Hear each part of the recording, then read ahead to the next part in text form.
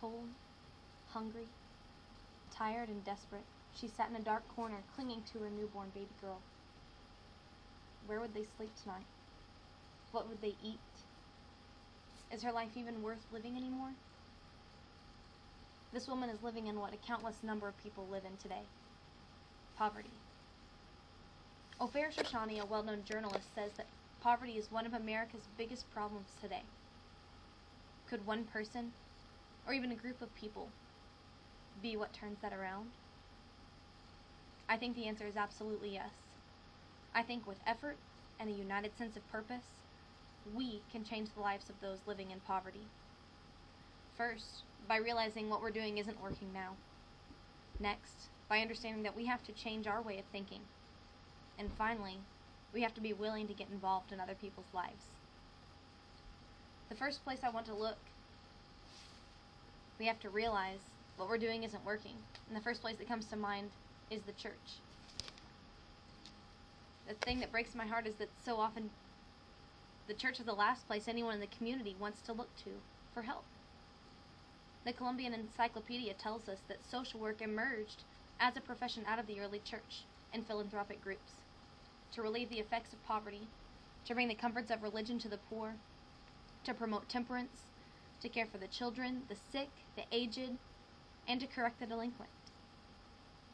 Many churches have become so wrapped up today in entertainment, the appearance of the building, the amount of money that comes in, judgment, condemnation, and has lost sight of its original purpose and what its roots, what it's really supposed to be. What if that were to change? Mark Horvath, a homeless advocate, said it best. As long as we focus on Sunday morning and a talking head, we won't have an impact on the world. We've got to stop pointing our finger at people saying, "You're a sinner," and opening our arms and hugging people. We have to make helping hurting people a priority.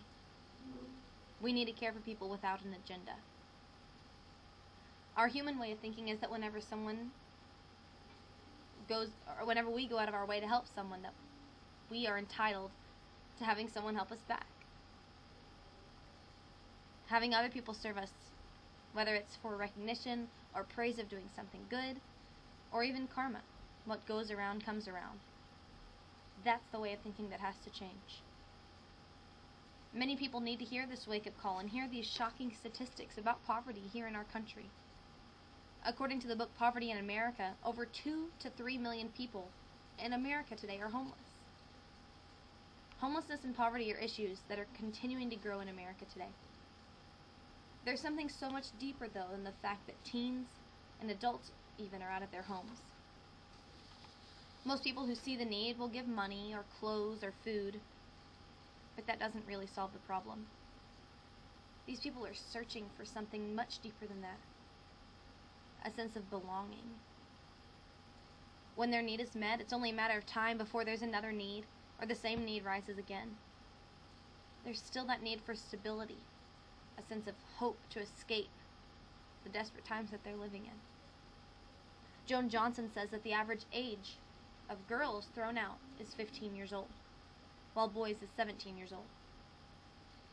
Also, 40% of teens run away to flee home, escaping family crises such as drug abuse and alcoholism. These runaways are desperate and searching aimlessly to find answers and meaning for their life. In Johnson's book, Kids Without Homes, it's quoted saying, "Homeless teenagers wind up on the streets because they have no alternatives. They usually come from one of 4 situations. 1, that many were homeless as children. Some homeless kids come to the streets having fled the foster care system. Others are runaways, young people escaping home situations made intolerable by physical and even sexual abuse.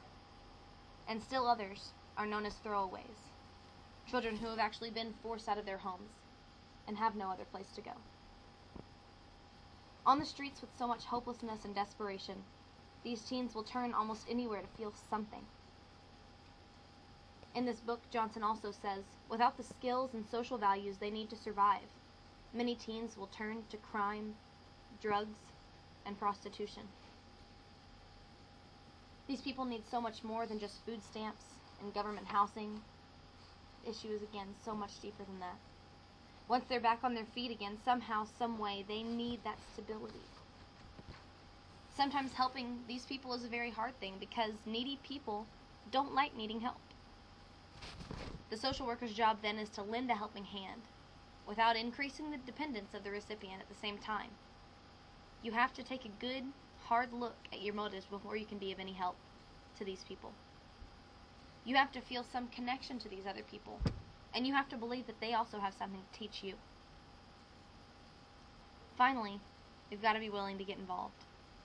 In this article, Helping People Reach Others, Denise DeJesus says, I urge the whole community to get involved, because anybody can be just a paycheck away from a catastrophic situation.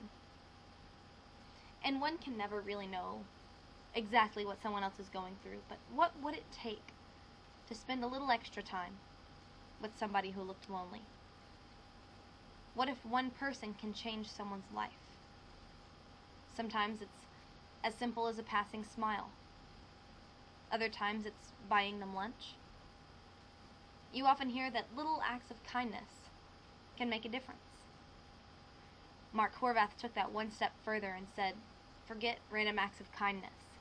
We need deliberate acts of compassion. Social work is so much more than organizing to meet people's needs.